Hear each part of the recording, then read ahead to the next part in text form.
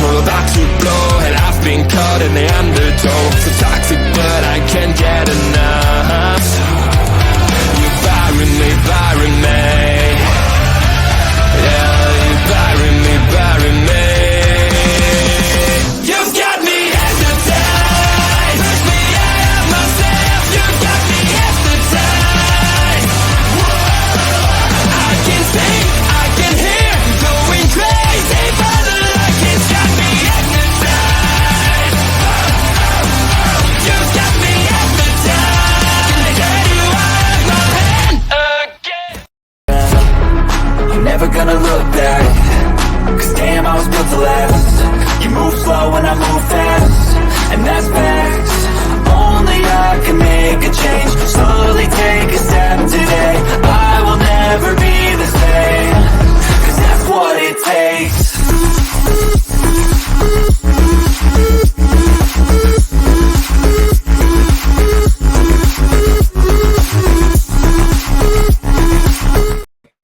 Hello, everyone, and welcome to another edition of Talking Takeover. I am Old Ed Fries, and I'm joined by the one and only, the natural astridpizarro. Astrid, how you doing? I'm running a very little to no sleep. I don't know how I'm awake, but I'm ready for this. And I needed a Red Bull. I haven't had one in a while. Oh, you have it. How are every you week doing? Like, you have it every week before taking over. Don't lie to the good people. No, I don't. We got our good friend Bobby Munson jumping in and saying, good evening, Astrid. How are you both doing? We are doing well. We are trying out something new. We are using the Olay Twitter. So Twitter. I don't know how you interact with us on Twitter, but interact with us on there, and we'll try to help you out. But go ahead and give it a repost, a quote tweet. I don't know what you do with those things. You just do all the Twitter stuff and let us know we're doing a good job. So we are here. We are here for Takeover Fatal 4-Way. This is one of the better takeovers. Yeah. In the early days. So the early days of Takeover are these really weird shows where NXT was still figuring out what to do. They're like, we're still a developmental program, so we still want to put on these development matches. And trust me, we'll get to Development Hell match in a little while. But overall, this is one of their stronger shows the rest of the way. I feel like. What did you think? Yeah, I feel like the matches, there was only one that was a downfall for me. So it was like, compared to the other one, it definitely had an improvement. It just feels weird seeing this now so many years later. And I'll talk about it, especially during the women's match a little bit later. But seeing all the changes and all the people, that's the part that feels kind of strange to watch. And it's like, yeah, I remember watching this when it was live. Yeah. But yeah, there you go. We also have our first big jump from Take. You can't interact on Twitter, but lots of people tune in there. It worked great for Honor Rumble. Thank you very much, Bobby. We greatly appreciate it. So we were last here May 29th, 2014 for Takeover. Now, we're used to getting premium live events at a pretty steady rate. In the early days of Takeover, that was not the case. So we jumped from late May all the way to September 11th, 2014. Yep. So there's a lot of gaps that are filled in, and you realize it with the change in talent that you're going to see at the top of the show. Yep. However, one thing that doesn't change, we start with the Ascension. As we always do on NXT, we start with the Ascension. I love the Ascension. This makes me so much more angry with what happens to them coming up from here, because this is the beginning of the end of the Ascension. Mm-hmm. But you cannot tell me the Ascension was not an overact, that they weren't a great act. And this match really indictifies it. Them versus what will after the match be referred to as the Lucha Dragons, who were introduced as Cara and Kalisto. Yep. We also, other notes we have to make sure that we mention here. Our first takeover without Eden Styles. Brandy Rhodes is no longer our ring announcer. We now have JoJo Offerman doing our ring announcing. HBC bad guy saying, Mi gente. No, oh my god, I can't believe you said it like that. My people. It's my people. Mi gente. Oh, I haven't got to gente and Duolingo. So give me a break. They haven't taught me how to say that one yet. Well, I taught it to you. Remember that. I'm still working on clothes. So we got JoJo, but also our commentary booth has changed. Those people. Those people. There we go. I know that one. Those people. The people. We also have our commentary booth has changed. Renee Young has now joined the commentary booth, and her and Byron Saxton caused. Oh, her and Byron Saxton. Oh my God. Okay, so here's the thing. We're going to get a little bit of a negative here right away. I don't like Renee on commentary. I never liked Renee on commentary. I think Renee is multi-talented. I think she is delightful and she can do amazing work. I think she was the best backstage interviewer they've ever had for a long time since Gene Okerlund left. She was fantastic at that. She was never good on commentary. And her and Byron Saxton are just so grating.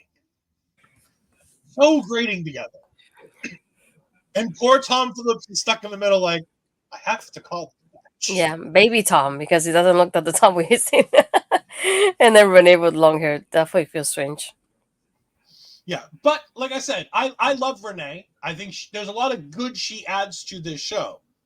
But I do think it needs to be said that her on commentary isn't the greatest thing in the world. I think she's delightful. What did you think of the match overall? I don't know why. I loved the match, though I enjoyed it. But I don't know why I kept thinking the Ascension was going to retain the titles. I don't know what that was my mindset of like thinking, because they have been so booked so strongly to begin with that maybe that's why. So when the Lucha Dragons won, I feel like I don't know where I was like, was that right? I had to go back a couple seconds to be sure. I was not confident that was real. And it's like, and that's when I started thinking, this is the beginning of the end. Yeah. This is the beginning of the end. Sin Cara and Kalisto are so good as a tag team. Kalisto was such a he was such an innovative talent, and he works so well with the Ascension. Like we've seen him on 3 shows now for Takeover. Him and the Ascension are the only not the only talent.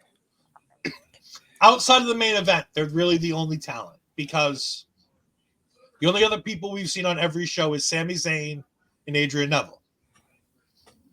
Yeah, because Tyler Breeze kind of. Technically Tyler Breeze, but his match didn't really happen. Sort of, kind of. Yeah. Oh, Mojo. Mojo's been on all 3 shows.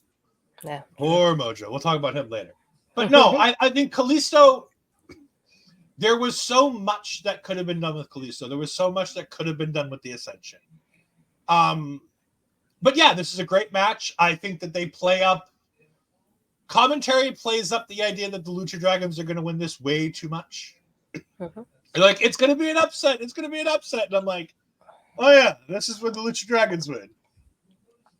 Yeah. And then they win. And they go up and talk to Renee. And oh boy, do we now see why the Lucha Dragons didn't succeed in WWE. Yeah. If they would have, I feel like Kalisto, to me, if they would have done it the right way, he would have been Dragon Lee before Dragon Lee. Yeah. I think that's what they were hoping to do. I mean, hell, he's got almost the same mask as Dragon Lee. Let's not even cut a spade a spade. Him and Dragon Lee's masks are not that different. But he doesn't cut a great promo. Sin Cara doesn't cut a great promo. But they do tell us that they are now the Lucha Dragons. And that's fine. I love this match. I love the surprise nature of the fall. I think it's great. And unfortunately, it means the beginning of the end of the Ascension. They're not gone from NXT just yet. Trust me, we're going to see them for at least another takeover or 2. But, oh man, this is where you start to feel bad for the Ascension. You know what I did miss, though, watching this match? I miss watching Kalisto do the Salida del Sol. I definitely miss him doing that move. Yeah, that move is so fantastic. And every time I see him do it, I always flash back to the one he does off the top of the ladder in that ladder match. Yes. Mm-hmm. We then get an Adrian Neville promo about the Fatal 4-Way where he tells us that he asked for this match, that this was by his request that he wanted to face all 4 of these guys. All 3. Yeah, all 3 of these guys. I don't think he was to face himself. He wanted to face himself too. Well, so it's a Fatal 5-Way then. It's a Fatal 5-Way when you count Neville twice. Yes. All right, Astrid, 13 minutes, 30 seconds. Got it? Yes. Adrian Neville faces himself. We then get CJ Parker coming to the ring. And CJ Parker requested a match from Mr. Evil with anybody on the roster that he's not faced before or something like that. He wanted somebody different or something different. He wasn't happy with how he's been treated. Oh, CJ.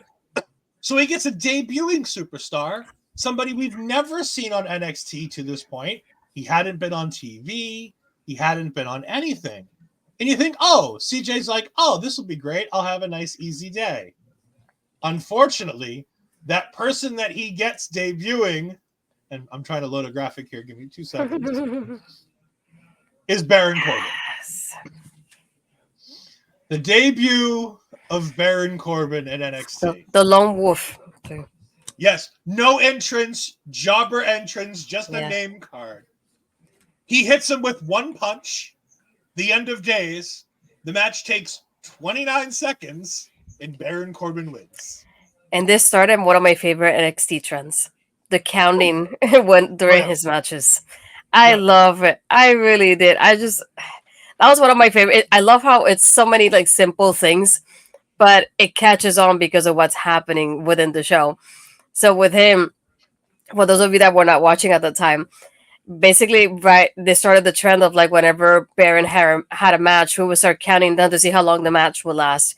So people were just cheering whenever he won at the end. So it was always fun to see something so simple, people just counting.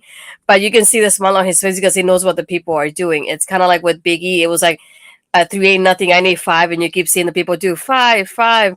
It's like little things like that I love within the NXT audience because it catches on.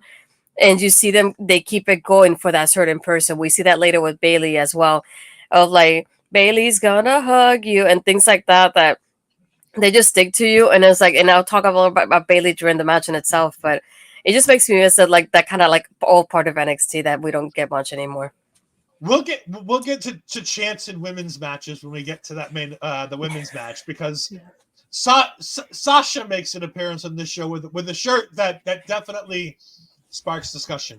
But after Baron Corbin wins and we finally, for the first time, hear the music, because as he's making his exit, we get his biker theme music that was so fantastic. Yes. We get my favorite video package in NXT history. Tyson Kidd talking about the main event. And I'm just going to let you Tyson tell you about his 3 challengers in this match. NXT Takeover is a fatal 4-way for the NXT Championship. One individual is the greatest high flyer in the history of this industry. Fact. One individual has the most heart and is a great innovator in that ring, something that he honed while in Japan. Fact. One individual is arrogant, self-absorbed, but he looks like $1 million and he can get away with it. Fact. One individual in this match is probably the most dangerous human walking the planet, is something that he learned while in the dungeon. Fact. And then there's Sami Zayn, Adrian Neville, and Tyler Breeze. They're in the match too. That's how I feel about my opponents at TakeOver.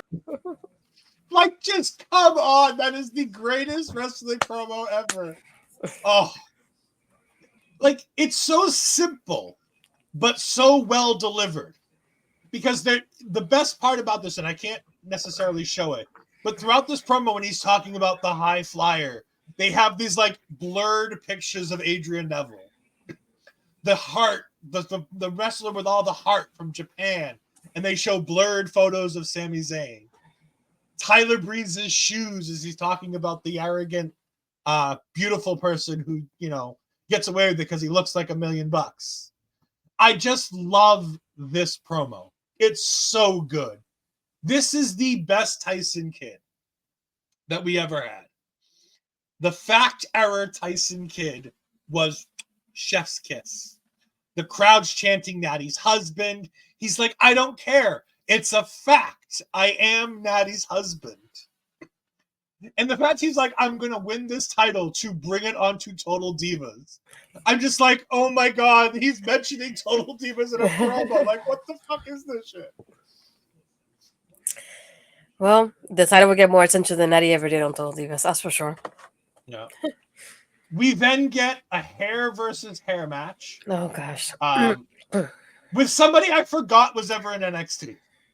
Like, I feel like I remember almost everybody who was like consistently on NXT after the network debut. I can't say to know everybody who was there before because I didn't get to see it in the Florida days. But once it comes to the network, I feel like I know everybody on the show. I remember Marcus Louis. I remember Marcus. Yeah. I, however, have no recollection until I saw him again of Sylvester Lefort. It's so hard with Sylvester Lefort. I can't even find pictures of him for the thumbnail.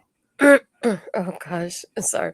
It just makes me laugh because I know not too long after like he got released, I saw him somewhere, and I don't know if it was. I don't think it would have been like an AEW or anything like that. But I saw him. He was one of those like jobber entrances.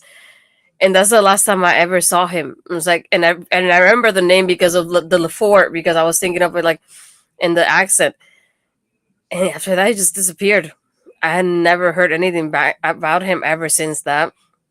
But I did want to point out though, this is the introduction to Carmella as the hairdresser, and this is when she loses her job and she has to become a wrestler. So this is the start of that. Like you can see her in the corner there. So. And this just makes me think so much of like what Enzo and Cass could have been on the main roster because they're so great together on the mic to the point that I even did the intro with them as it was happening. Just like, and you can teach that. And I was like, damn it, they got me again.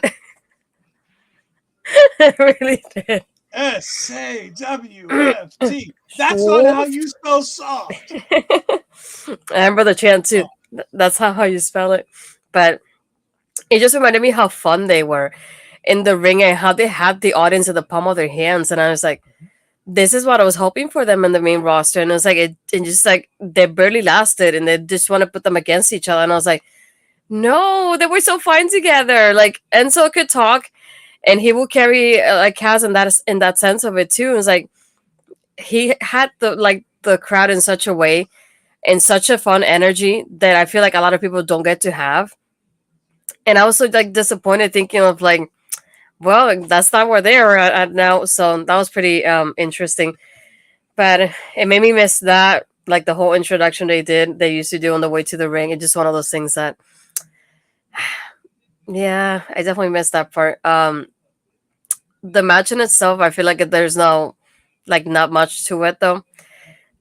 We get Marcus being a distraction and Marcus and Cass are having at it outside with each other, and then all of a sudden just Enzo wins, and it was so like quick and random. It's very unexpected the way it happens, but I know obviously Enzo was going to win it, but the win in itself is just unexpected.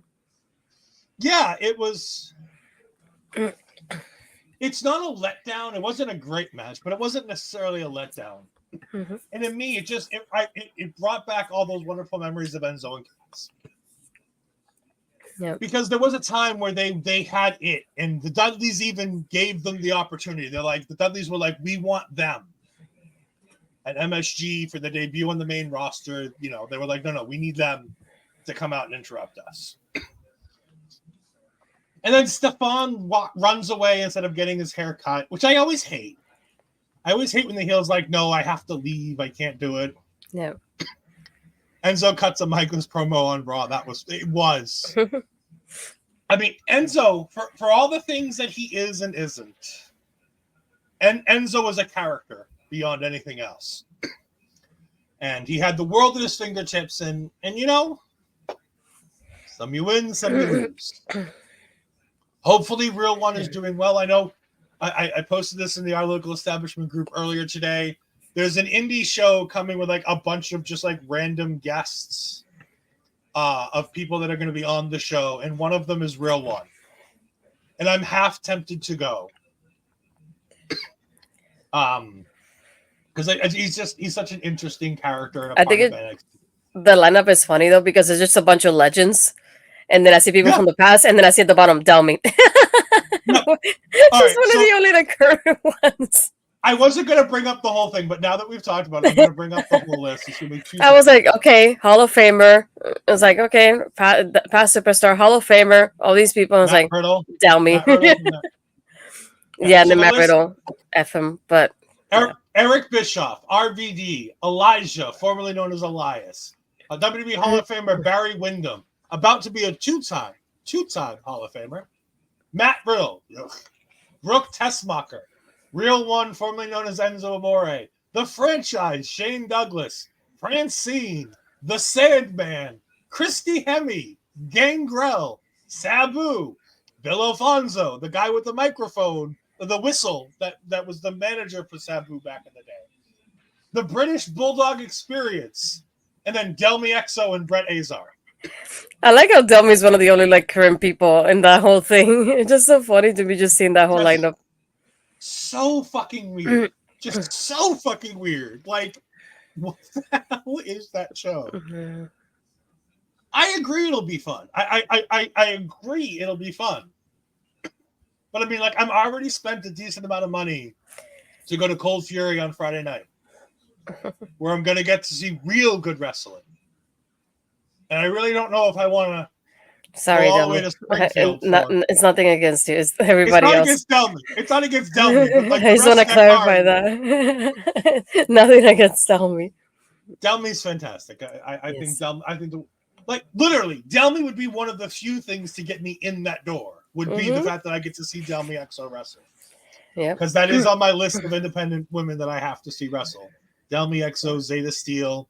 Speaking of Zeta Steel, now that we're done talking about Enzo and Cass, because there really is nothing else to talk about with Enzo and Cass. Other than Enzo and Cass. Ashley, you did an interview with Zeta Steel that released today. Yay! Yeah, I did. So tell us about the clip that I'm about to play. Well, it was your question, ironically, from the community questions, talking about the brats, and I figured Paris and Shannon may want to see her words, so that's why I asked her about it. So yeah, how have you enjoyed working with the brats, which is Paris Vendel and Shannon Levangie? The brats. Oh, I like to say I'm like the third honorary like member of the brats, but I've worked Shannon numerous times. I love wrestling Shannon, but I think I love working with her better because that girl can go. She is so sweet. She is a star. She works hard. Paris, I don't know much about Paris, but she's a bad bitch. So all of us together, like, hey, we run Wrestling Open. We lose majority of our matches, but hey, you are entertained. Brats for life. And the second question. They do indeed lose a lot on Wrestling Open. If you want to see more of Wrestling Open, of Zeta Steel, one of the things that I can do, because I finally have the service, so I finally really tout this. IWTV. If you're interested in watching professional independent wrestling from everywhere, $10 a month for IWTV is a sensational deal. Zeta, this interview, Asher, by the way, this interview was fantastic. I actually learned a lot about Zeta Steel because she's somebody I wasn't too familiar with, other than her work on Wrestling Open. Yep, she's getting MLW work that is part of the conversation. So definitely go ahead and check out the interview. After Marcus Louis gets the bucket dumped on his head because Sylvester Lefort ran away, we get a Tyler Breeze promo where he talks about being in the match. And then here, I was gonna say, this isn't the point where we have the backstage girls. Yeah, we have the Dasha and Dana in this one. I can't recognize the other girl giving him the massage though. But the other two, yeah, they were him with the coats, and I think they just told him to go away. But you can see quickly Dana and Dasha. So I thought it was Dana, but this is the first Dana. This isn't Ash by Excellence Dana. I'm telling you, this is other Dana Brooke. This is the original one.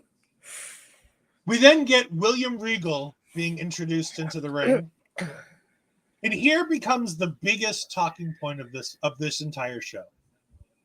Because they say a lot of big things in this promo package, where they talk about this being the biggest international signing in WWE history.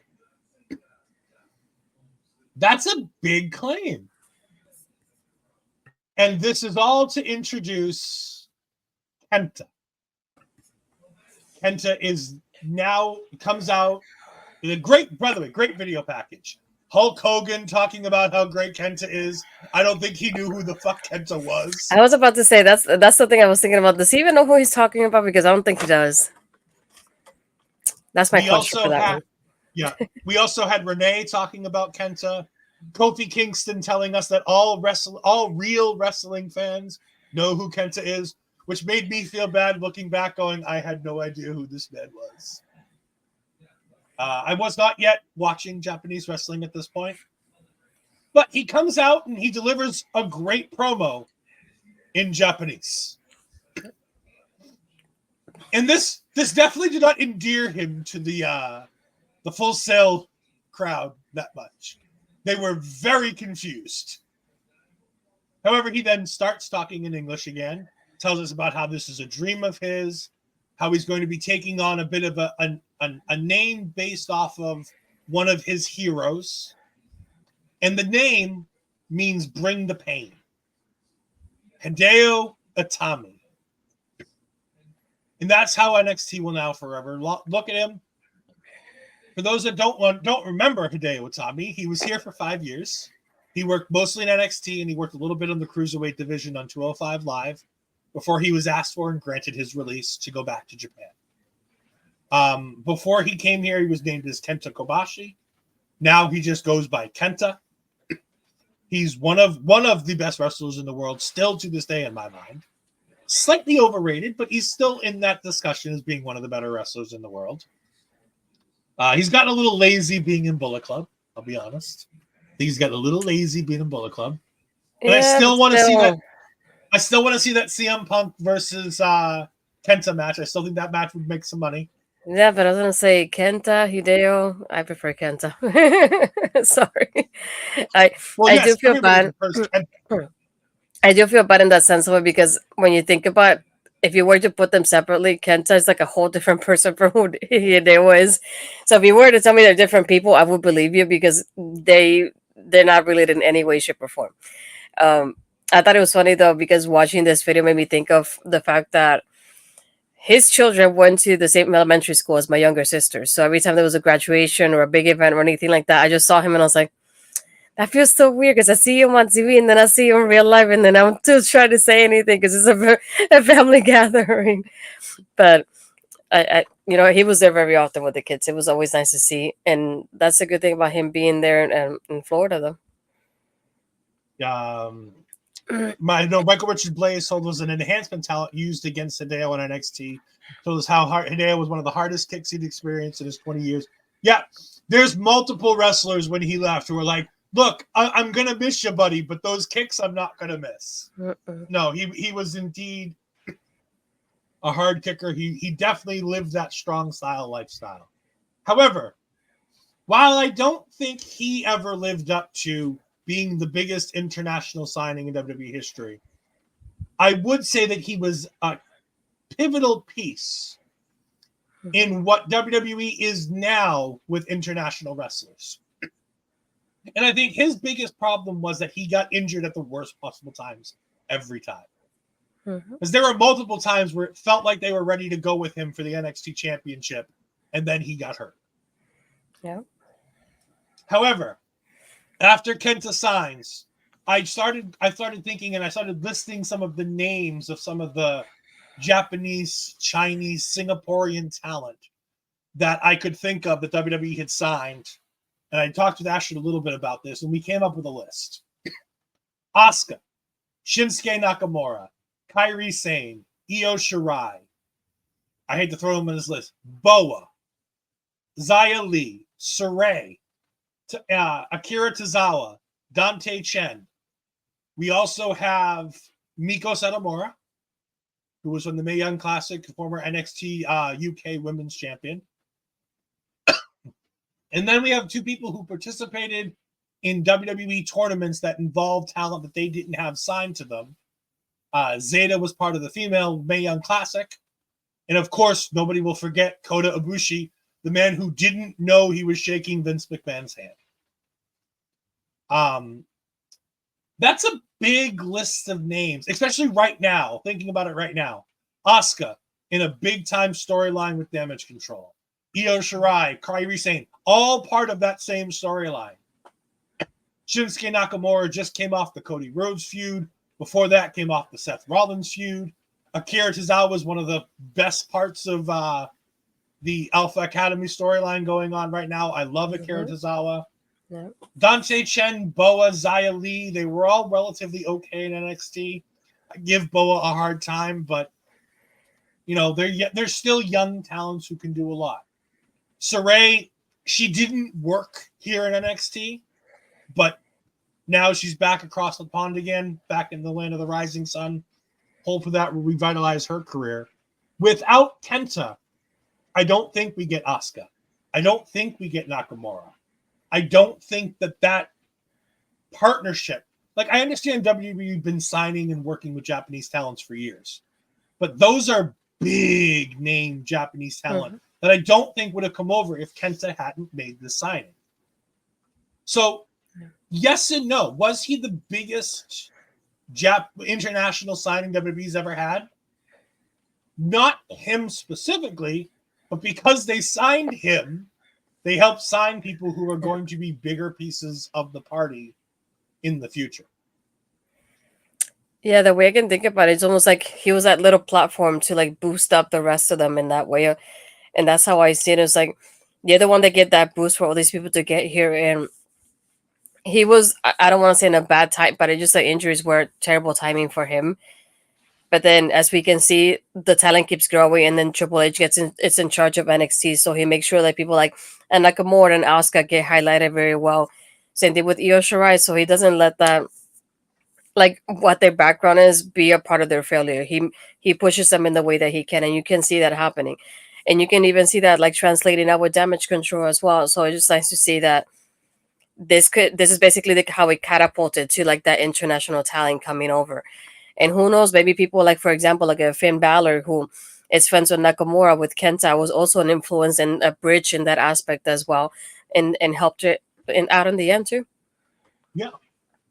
In this promo he's giving, he's interrupted by the Ascension who come out and they push him. They punch him, they kick him, they push him out of the ring. And they start trying to get a new match with Regal for the NXT Tag Team titles right now. They don't want to wait. They want the rematch now. And then Kenta comes in, and I remember myself saying just a couple days ago when I was rewatching this again, don't mess with the man with the skinny tie. Because he got this itty bitty skinny tie. And I'm like, oh God, he's gonna kick their ass. And he does. He absolutely kicks both of their asses. It's so hard. I feel bad for Kenta because he said in numerous interviews that the time of WWE was, in his words, the most frustrating 5 years of his entire life. And I feel bad because, like, obviously it's you don't want anybody to be that unhappy at their job. Like, that's just not fun. But at the same time, it's like, I feel like they gave him a couple opportunities, and like I said, I think the injuries made it so that it was hard for people who had the talent and had the power to continue giving him the opportunities after he kept getting hurt every time they were getting ready to go with him. You know what I mean? And it's sad, but that's sometimes what happens. You know, he bad breaks sometimes happen. Obviously hasn't derailed his career. He went back to Japan. He's having great luck being in the Bullet Club. He's working with a Bullet Club ABC over in TNA mostly. I don't think he comes over to AEW to work with Bullet Club Gold. I think did he show up in AEW? I think once maybe, and then maybe once, but it's mostly been TNA with ABC. But ABC keeps kind of removing themselves a little bit more from the Bullet Club, so who knows at this point. We then move on to the piss break of the night. Bull Dempsey versus Mojo Rawley. Okay, so WWE really wanted to make Bull Dempsey something. And they failed miserably. I don't think I never got into Bull Dempsey. I don't know about you. You were watching NXT really, really hard at this point. You were local. You were involved. Bull Dempsey. Were you ever really into him? To me, it just like I didn't like him more like the way they're playing him off here, like the badass kind of guy, and like the big guy. I think he looked better to me towards the end when he was more like a baby face and people were actually chanting for his theme song. I cannot say I think that I was really a fan of his. I was like, okay, either way with him, no matter what he was. But to me, I feel like he kind of had a better connection with the audience when he was a face. And people get chanting like, bull, bull, like towards the end, like his entrance, for example. But that I like right now, when he's starting off with this, no. Don't forget you're muted. Millie Rose, thank you for the sub on Twitch. We greatly appreciate the support. That's awesome. Thank you very much. Thank you, Millie. You'll now have ad-free moments, so you don't have to wait for an ad to end when me and Ashley talk about women's matches. Because I'll never forget. She's like, I'm going to tell you, but I'm about to see an ad, so I want to wait to get your guys' response. Yeah. Hi. Thank you again for your support. We then get the backstage segment with Enzo Amore and Big Cass, or Colin Cassidy, as he's still known at this point. He is not quite yet Big Cass. Looking for Sylvester Lefort, looking for Marcus Louis. Sylvester Lefort sees them and runs away again. It happens one time. Yes, but some of those one-time things are the things that people like us remember. But hey, at least we remember who you are, which is the important thing. They find Marcus Louis, and I'm just gonna. They bring him to the ring. And I'm just gonna let the show speak for itself. You know, I'm just gonna let the show speak for itself. Oh! No! No! He doesn't have eyebrows anymore. That's not that bad. He's like a chia pet. Are you crazy? It looks like quasi. Oh.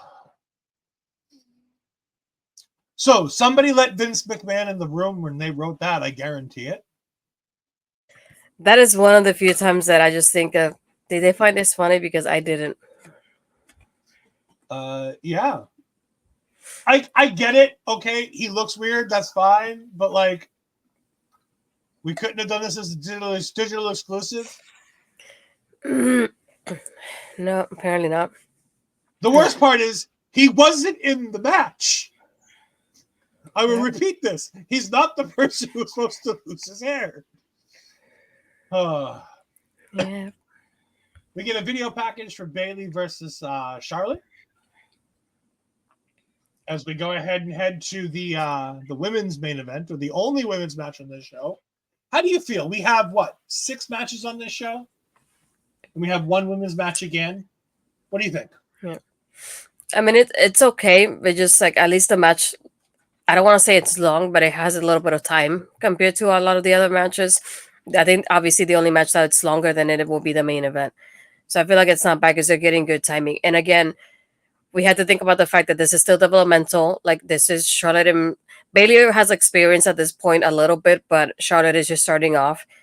So they're getting them used to this and getting them used to the audience and what they're doing in WWE. So it makes sense for them not to have a lot of time as well.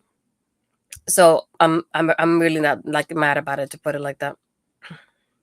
Now, do you agree with Zeta Steele that even the Green Girls need more in-ring time to go ahead and get better? Yeah, why not? You gotta practice. And if you want to know what we're talking about, go watch the interview on bodyslam.net's YouTube channel. At this point, Charlotte Flair is still doing. I'm replaying the match as we do this. Charlotte Flair is still doing the full roll, like the full back roll. I missed that. Yeah. I do too. I really do miss that entrance. I thought it was really good. And even like thinking about the entrances, like I know people evolve and change and characters evolve. Like I'm not saying they shouldn't, but it made me realize how much I missed her doing that entrance and Bayley doing her entrance and like doing that, like the high fives with the people and like the dancing and things like that. Because even I made my dad do it anytime he came with me. So it definitely missed those type of moments of like that you get with the audience that you don't get with, like, for example, with Bayley right now. I know she's obviously on her way to like being like another different type of baby face, but again, the music I miss it, her and that, and even the chance for her, because if you notice throughout this match, even with Charlotte being a heel, like she has the crowd. It's all Bayley. Even when Charlotte wins the match at the end, spoiler, but when Charlotte wins the match at the end, you hear a couple of woos here and there because people want to copy her, but not because they're cheering for her, if that makes sense. It's always like Bayley this and Bayley that, and people are like, it's quiet at first a little for a couple of seconds when she wins because Bayley has the crowd in this. And I love her connection to the crowd. You can see that from the beginning here, especially with this character, in such a way, giving the little girls their headbands and the music and all that stuff. And just, I feel like you don't get that often. Yeah, this is early Charlotte, very, very early Charlotte. She still has that fun entrance. I really adore it. It is my favorite Charlotte. It's also my favorite Charlotte theme music because she's got new music. But this is that remixed version of her dad's theme that's just so good for her. Yeah, it fits. Again, still WWE not quite sure how they're dipping their toes in the Flair pool. They call her Charlotte. They don't call her Charlotte Flair. Yeah. But the last time we were here, they had Ric Flair out there the whole time. She's doing the chops. She's getting the woos. Like, everything's still Charlotte Flair. But there's just no Flair name because WWE wasn't quite sure they're ready to go there just yet with her. This match is fantastic. Like, this match is just great. 10 minutes, 40 seconds of these girls just going hell to leather. They work so well together. I watched this match back knowing Bayley doesn't win this title until she loses it to Asuka. Like, I remember she wins it and then loses it not too long after to Asuka. And I'm like, I know Asuka's a way off at this point. I still got caught up in the near falls for Bayley to win the championship here. Yes, me too. I kept thinking, like, I knew Charlotte was retaining, but the way they deliver the match, it kind of gives you that hope that Bayley's gonna win it.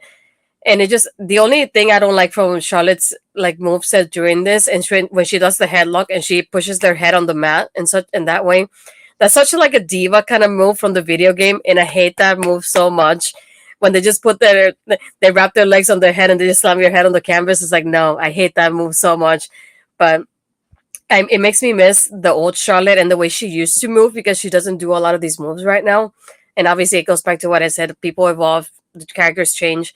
But seeing her here, we start with, like, Bayley's is trying to be a little bit aggressive, but it's to the point that Charlotte comes in here, takes over in such a way that Bayley can barely do anything, but the crowd is still behind her whenever it happens. But I miss a lot of the Charlotte moves that she's doing in this match. This generation of NXT, it's the reason why we're going back and doing this show is because there's something special about these early days of NXT before they. So people talk about the generations of NXT, and there's NXT pre-network, which is everything that happened in the Florida group. And the only people who really know about it is the people in Florida. It's the Seth Rollins, the Big E's, the Ricky the Dragon Steamboat's son. Like, there's that phase of NXT that's part of that generation. Yeah. Then there's Arrival, and that changes things. We have the network era, where now everybody has access to NXT. But they still don't quite know what they're doing with their product yet. They still developmental first. They're still making sure that they try to get developmental people on these big shows.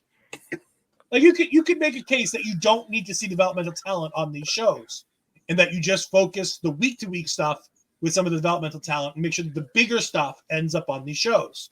They're like, no, it's okay. We'll throw some of these developmental talents on it. We're about to see the influx of the biggest stuff because we're not too far away from a couple takeovers from now, the debut of Kevin Owens. And that starts to begin the next shift. Yep. The moment Kevin Owens gets here, that starts to transfer into black and gold. Mm-hmm. And then we had the black and gold era, which lasts, depending who you ask, there's the golden age and the silver age of that era. And it widely says that it ends right around Shinsuke Nakamura's to Samoa Joe period, ends the golden age of black and gold. And then you have the Samoa Joes and the Robert Roods. And then you get to the DIYs and the Adam Coles. And then you get to NXT 2.0, which is widely considered to be the dark times. But no, there's definitely this shift. And the reason why I wanted to do this show and why when I talked to Ashton about it, I'm like, we should do it. As the people on this channel who review NXT week in, week out, we talk about how we miss certain things and how there are certain things where, like, we go back to it and this is what we miss about NXT. Why not just go back and talk about the things that we miss? Talk about these shows and these matches. Because like you said, you've never seen on television Sasha versus Bayley. No.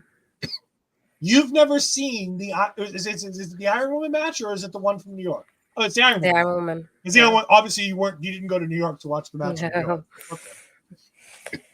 Okay.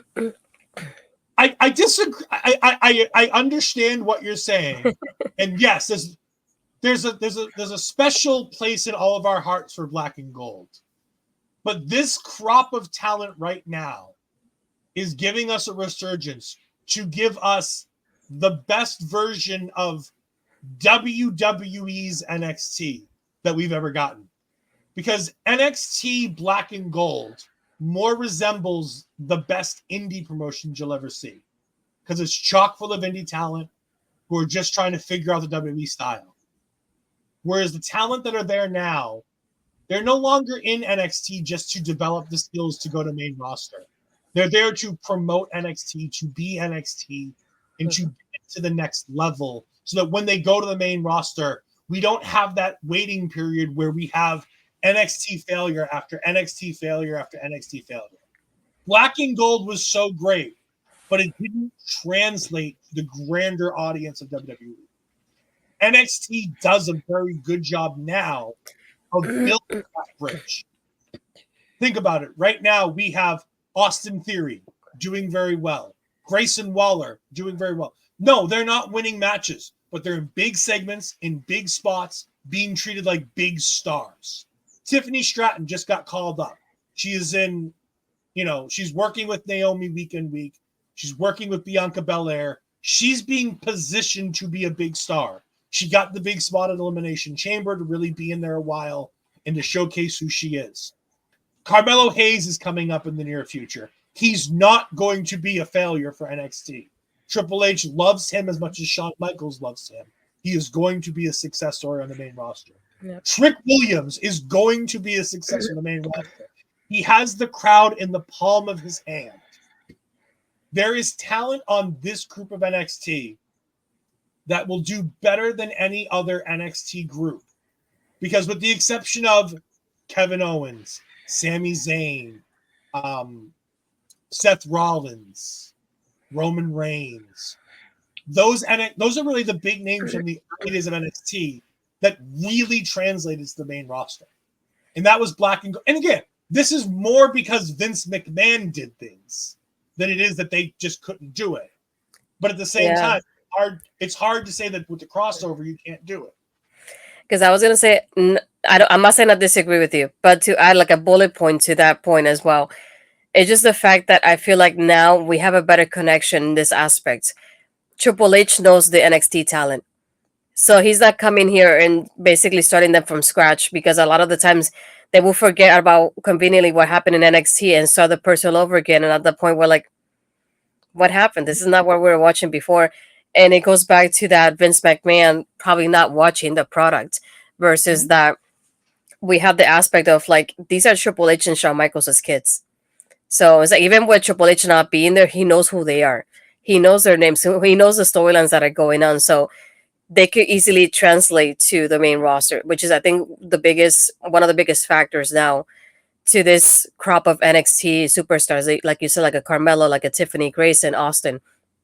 They have that added benefit to it that Triple H has a connection with them. And Triple H is not going to be like, oh, let's say, for example, when Carmelo and Trick go to the main roster, we're just going to act like they didn't beat up each other and have them be best friends again.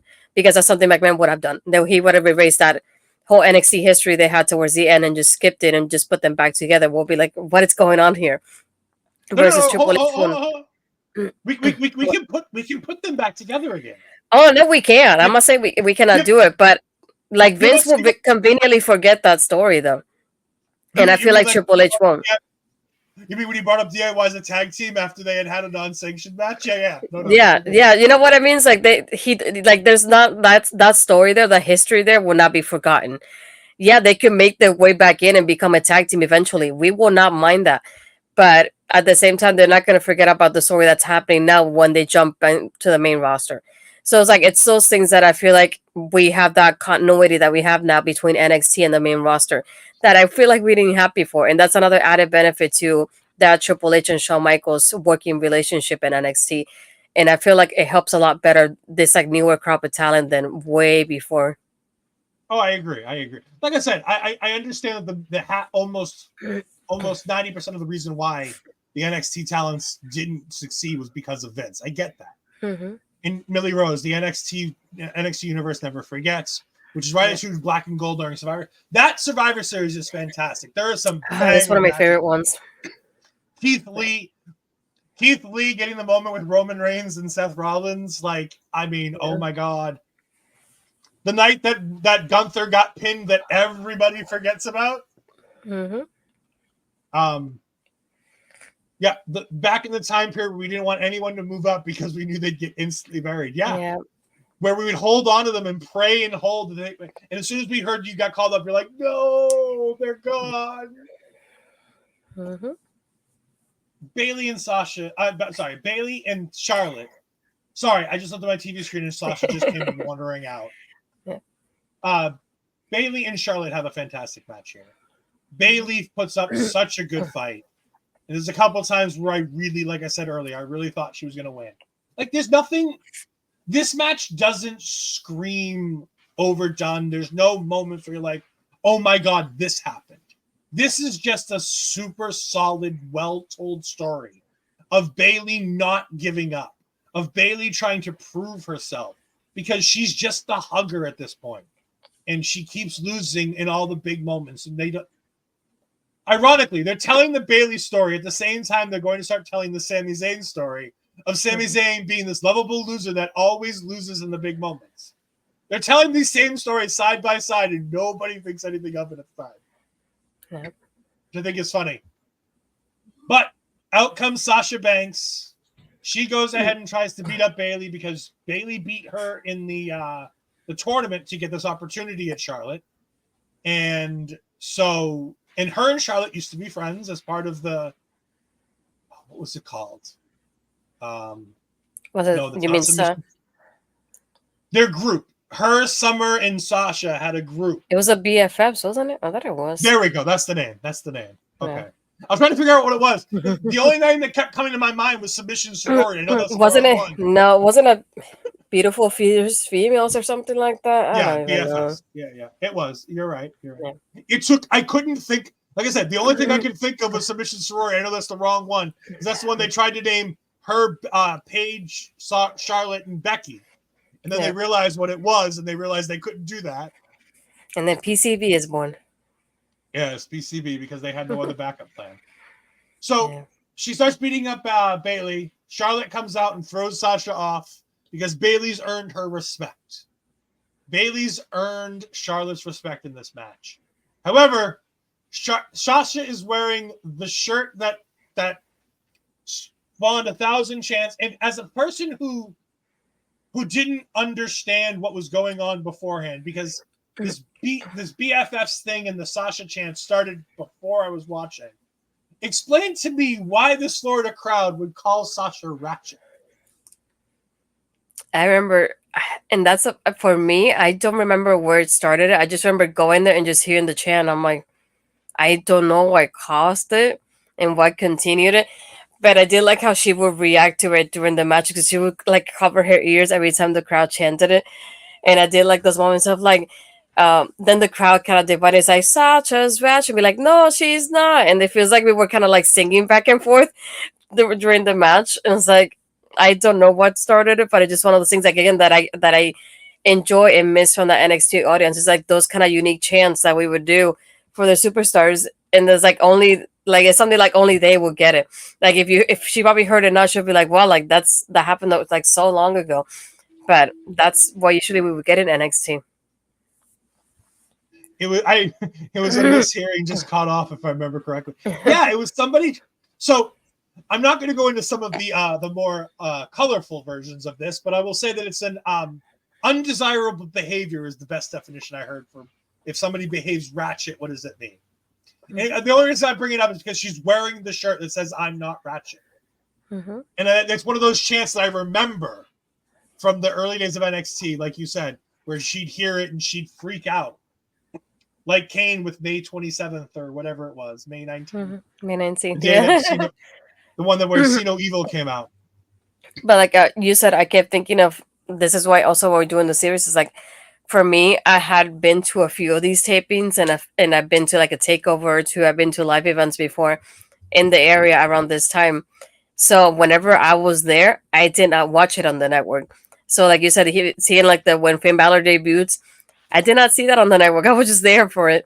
And like the Iron Woman match, I was there for it. So I didn't see it. So this is the first time for me seeing this so many years later and see if I can spot myself in the crowd somehow, which I don't think I would. I'm literally imagining this talking about it. It's taking me back. Hey, depending on where you are, if you're in the Canada area, the WWE Network, soon to be Netflix come next year. If you're in the States, Peacock. It's hard to find. You got to really search for it. Yeah. You can find Takeover if you're looking. We get a promo package for Sami Zayn. Oh. No, I was going to say, you froze on me. For me, it's like when you go look it up and it says every takeover ever. And when I look at it, it says season 1, episode whatever. And I'm like, that feels so weird to list it that way. And I had to look at the thumbnails to realize it was on the card and which one I'm watching. Yeah, they definitely don't list them out very well for Arrival and stuff like that. We get a promo from Sami Zayn about the main event, and then we have the main event. Millie also says, "I didn't watch a lot till a few years later because of how buggy the network was back then." I hear you on that one. The network had its teething issues in the early days, but it was a life breath to me to be able to watch back some of this stuff, to go back and watch the things I watched as a child, WrestleMania 9, WrestleMania 10, the WrestleMania that I went to live, WrestleMania 13. Like there are these moments that, you know, I got to see and be a part of that I get to go back and watch. We've already talked about the wonderful thing of little Ed getting to touch the Rock. You went to 13, I went to 24. No, 25, I think it was. I think it's 13. Austin versus Michaels. I wouldn't know. I wasn't watching. Yes, we're going to have to talk about those matches too at some point. But we get this main event between Tyler Breeze, Tyson Kidd, Sami Zayn, and Adrian Neville. Astrid, your thoughts on this main event? I did like the moment. I'll point out the moments that I enjoyed from it. I did like how we had Tyler Breeze and Tyson Kidd teaming up for a little bit of this match, first suplexing Neville towards the top of the entrance, and then doing it to Sami Zayn at the ramp. And then you keep noticing the trend of, like, especially Tyson Kidd, but them keeping Neville outside of the ring, thinking we'll get him the champion somehow if we keep him out. So every time you think he's going to step back in, he actually doesn't. So I like how I always think about it this way. When I see a match in WWE, when the person's out for too long, they're probably going to win the match. And that happens in this one. It happens quite often, not 100% of the time, but it happens quite often in WWE. Whoever you see outside, just like resting in the corner for way too long, that's probably your person. I'm telling you right now. But I did like those bits and pieces. And then we have Tyson just taking out Breeze when he does. It's like after the 18th, it's like, no, now it's my turn. I'll take you out. And then we have those moments between Tyson and Sami. And I love how you get those moments when you think of like a Sami almost winning it and how the crowd is so behind him when he does. Anytime you think it's like that little bit of moment of like, yeah, he's going to get it. And then the crowd is so behind him during the whole time. And like you said, thinking back of like we get the hint of Neville's heel turn because he takes out the referee when Sami's close to winning the championship, and the way they just look at each other and just like, we had that moment that it's coming soon. And then Neville retaining the championship at the end. But again, this goes again to this type of match. And again, it goes to what we love about NXT. Whenever we have a multi-person match, we love how there's always some action going on. It's rarely a time when there was any kind of... I don't think in this match we ever had like a moment that was so like quiet. There was always something happening. And there was always somebody outside as well from getting attacked before too. But I enjoy the action during this match. And it just made me think. And my brother said, "This is what my brother looked at me while I was watching. He goes, this is what he goes, you can win the big one, Sami." So this is when that starts. Yeah, we start getting to that point here. I love how everybody gets their moments here. Like it feels like everybody's going to win at some point, especially Tyler. Tyler gets this really, really great near fall sequence where he gives the beauty shot to one guy, or as Cody Rhodes calls it, the disaster kick. He goes ahead and gives the supermodel kick to Tyson Kidd to knock him down. He goes ahead and throws one of the guys out of the ring. He goes ahead and pins one. He doesn't get the pinfall. He jumps over to the other guy, like typical heel, taking advantage of anything he can. He'll pin anybody. He don't care. He just wants to win. Because the story going into this is that Sami wants to pin Neville. He wants to beat the champion. He doesn't want to win this by beating somebody else. He wants to beat the champion. They talk about the tag match that they had the night that week previously on Raw. Mm-hmm. Where we talk about how NXT talent got a Raw tag team match. Like, that was really big for them back then. Mm-hmm. Putting them on the big stage, putting them on Raw, letting them go at it. The friendship that seems to form, the working relationship between Tyler Breeze and Tyson Kidd in this match is great. You know, the enemy of my enemy is my friend until I need to pin the other guy, and then my friend becomes my enemy again. Yeah. But then you're right. You have that moment where Sami gets rid of Neville, and then he goes ahead and he hits the exploder suplex on Breeze, and Breeze goes out of the ring, and Tyson's in the corner, and he goes ahead and hits the haluva kick, and he gets him, and he's 1, 2, and then the ref gets pulled out, and Neville's just looking, and Sami's just looking, and they just look at each other, and Sami's like, but I won, and Neville's just like, nope. And then they get in there, and Sami gets one more move on Tyson Kidd, gets chucked to the outside by Adrian Neville. Neville goes up and hits the red arrow, which, by the way, is still one of the most beautiful moves I've ever seen in the world, Chef's Kiss. Yes. Millie's beating us to the punch. I decided to save it for the end of the show. I wonder what all 4 of these guys are up to these days. It's funny you should mention that. So we like to do this every takeover. We talk about where people are now. We've talked about the Lucha Dragons. We talked about Konnor and Victor. We've talked about Kalisto and Sin Cara. We all know where they are. Kalisto is now working with, I believe he's working with CMLL or AAA. Yeah, he's been in AW for a few times, but his name is Samurai del Sol instead of obviously Kalisto. Yeah, I know that Sin Cara is now back to being Mystico, and he's working with definitely CMLL because they have that connection with MLW, where he is, if I remember correctly, and Bobby, you can correct me if I'm wrong, I believe he is now the new light heavyweight champion. Yeah, he won that one. I think they also have that relationship with AEW as well.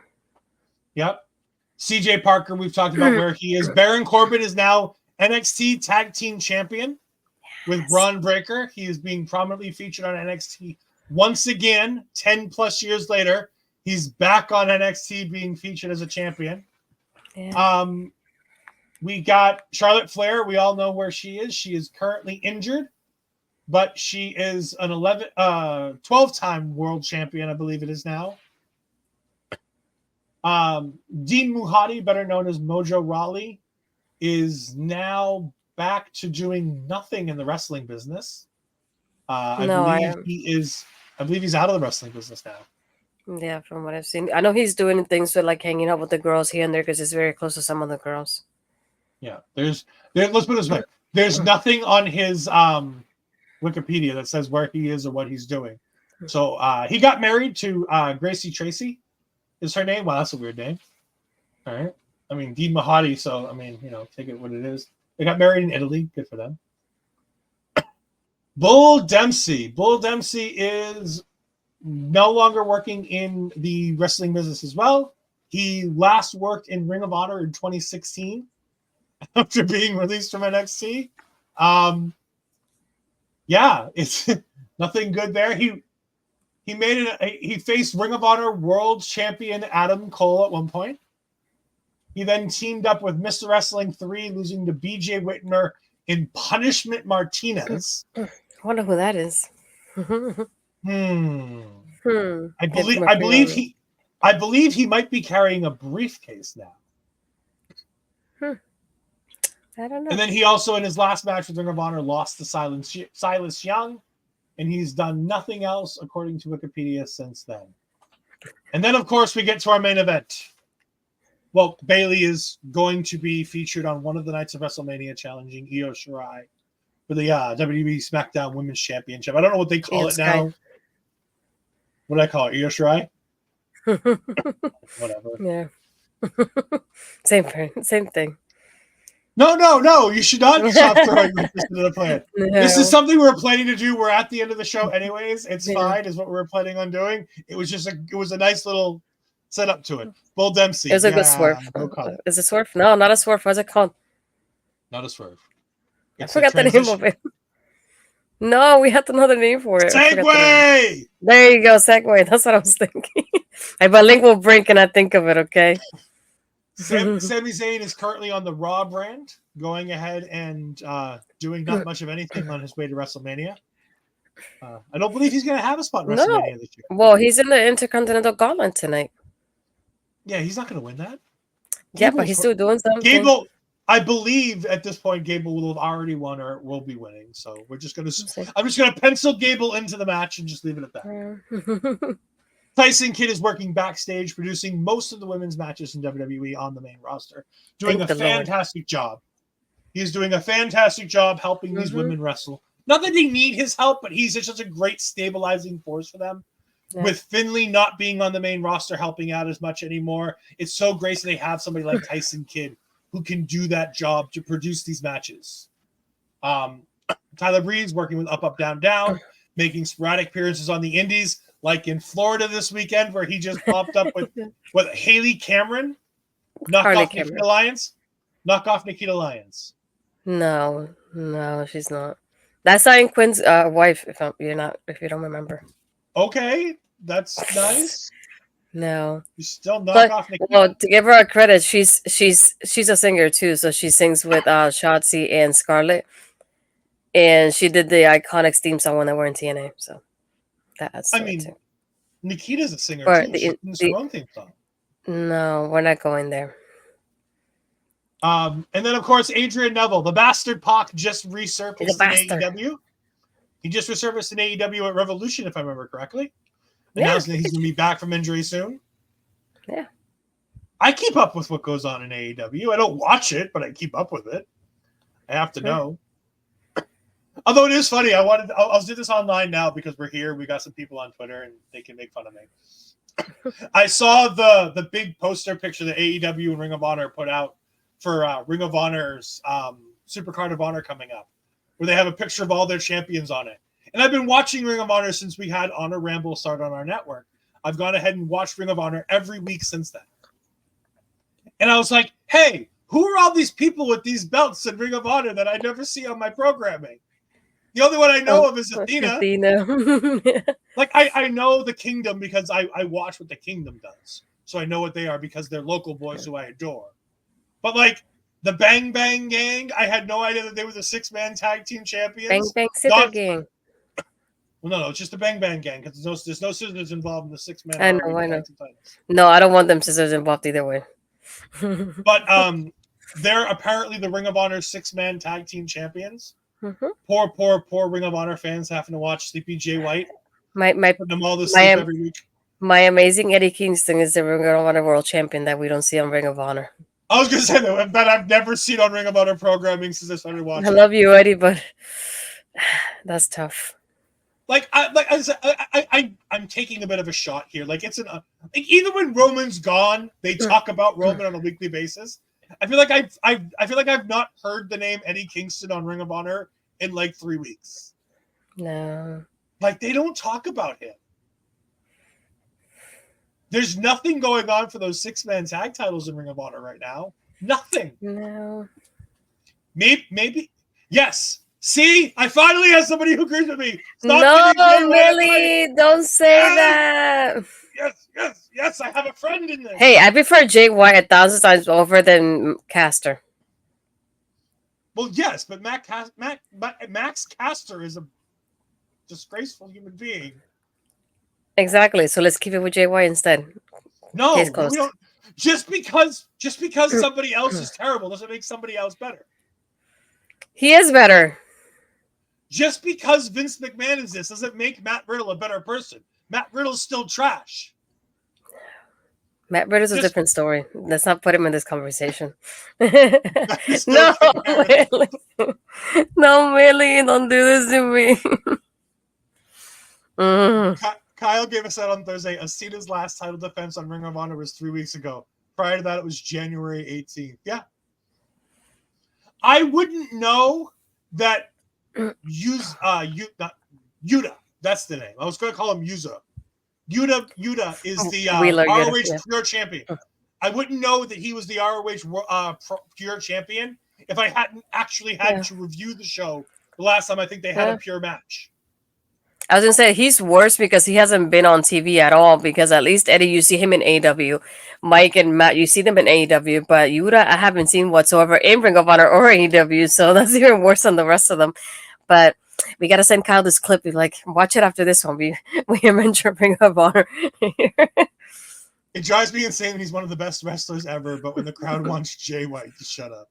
I agree. No. I think Jay White is a fantastic... Look at this. It's like Millie Rose and I are sharing one brain right now. Millie, why? He is a fantastic wrestler. He's really, really good. But then he gets a microphone and he's a charisma vacuum. He's like Von Wagner. He's great, and the accent makes it even better.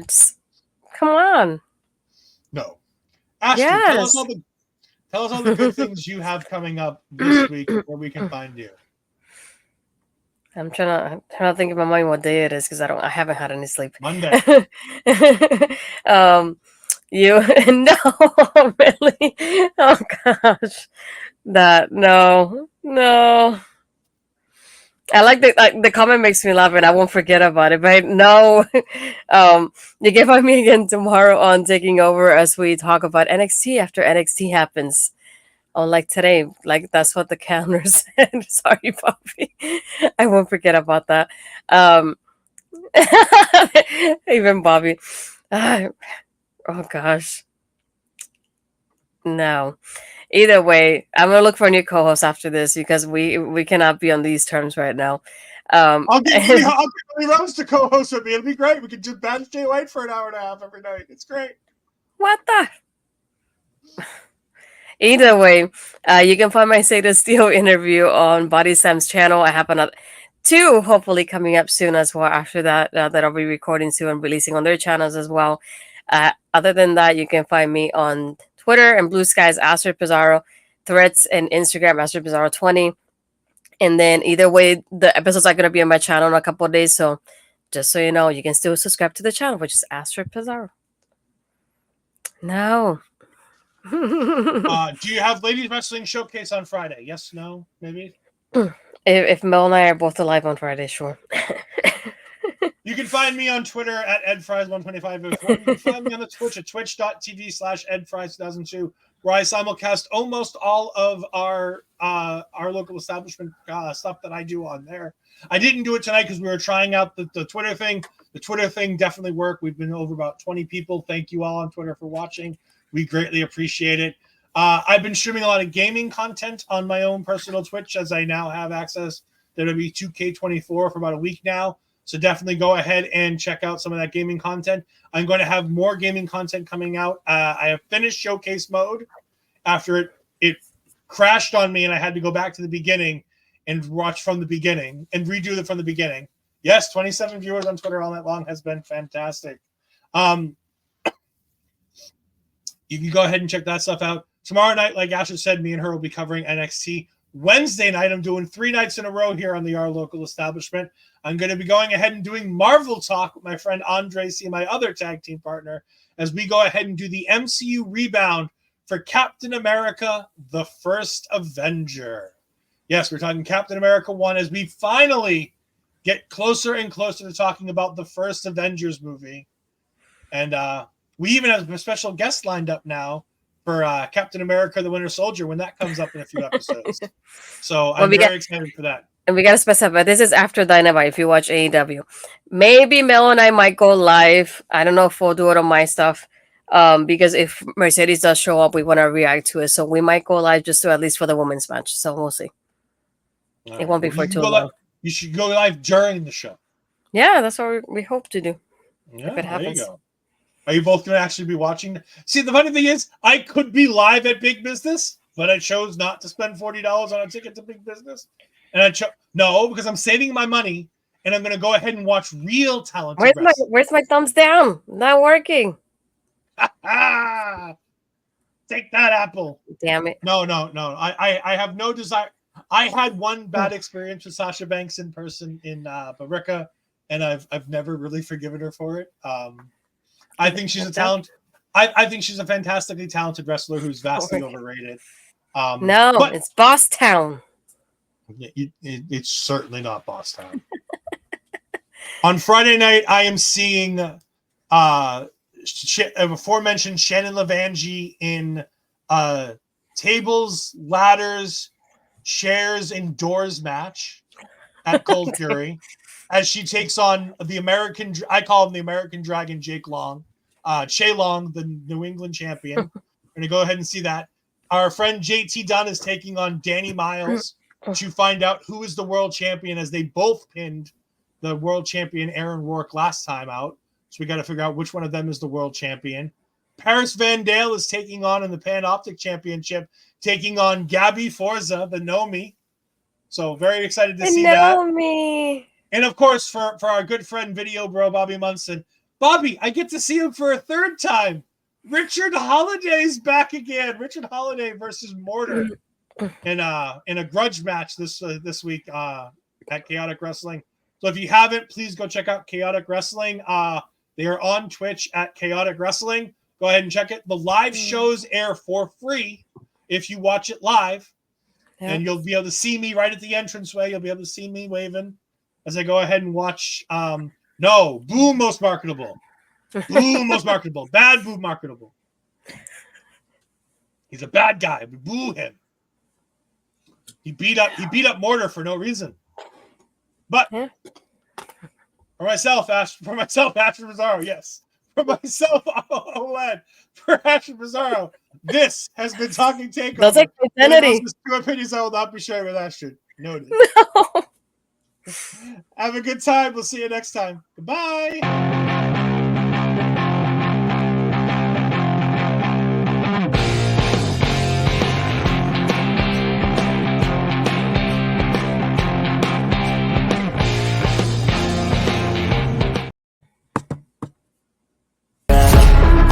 Never gonna look back, 'cause damn, I was built to last. You move slow and I move fast, and that's facts. Only I can make a change.